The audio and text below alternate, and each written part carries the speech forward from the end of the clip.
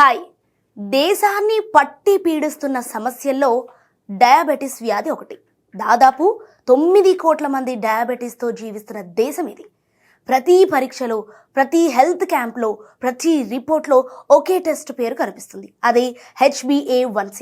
అయితే Lancet regional హెల్త్లో ఫిబ్రవరి 9న ప్రచురితమైన అధ్యయనం ఒక హెచ్చరిక జారీ చేసింది.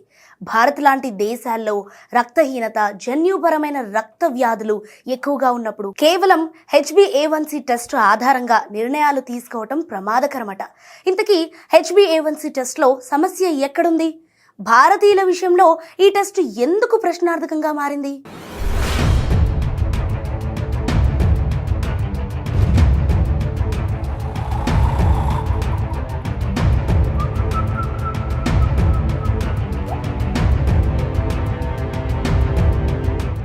రెండు నుంచి 3 నెలల సగటు రక్తంలో చక్కెర స్థాయిని కొలిచే పరీక్షను HbA1c అంటారు. రక్తంలోని హిమోగ్లోబిన్ అనే ప్రోటీన్ పై గ్లూకోజ్ ఎంత శాతం అందుకుంటుందో చేసే పరీక్ష ఇది. సాధారణంగా 5.7% కంటే తక్కువ ఉంటే నార్మల్ గా భావిస్తారు. ప్రేడియాబెటిస్ గా 6.5% లేదా అంతకంటే ఎక్కువగా ఉండే డయాబెటిస్ గా నిర్ధారిస్తారు.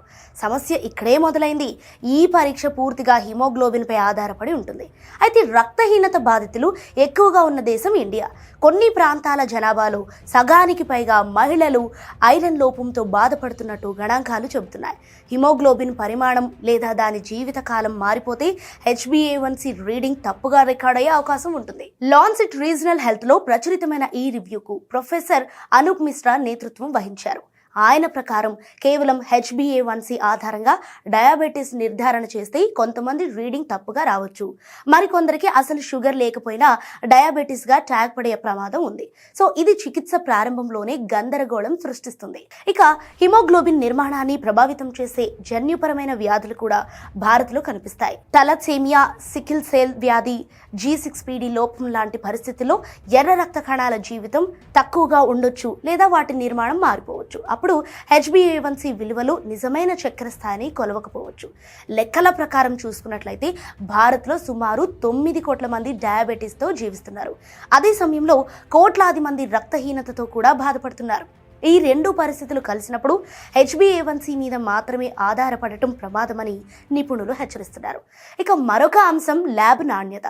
దేశవ్యాప్తంగా అన్ని ప్రయోగశాలల్లో ఒకే స్థాయి ప్రమాణాలు ఉండవు. క్వాలిటీ కంట్రోల్ లోపిస్తే HbA1c విలువల్లో తేడాలు రావచ్చు. ఇది గ్రామీణ ప్రాంతాల్లో మరింత ఎక్కువగా ఉంటుంది. సో ఓవరాల్గా చూస్తే HbA1cతో పాటు గ్లూకోజ్ టాలరెన్స్ టెస్ట్ లాంటివి చేయటం తప్పనిసరి అని ఈ అధ్యయనం చెబుతోంది.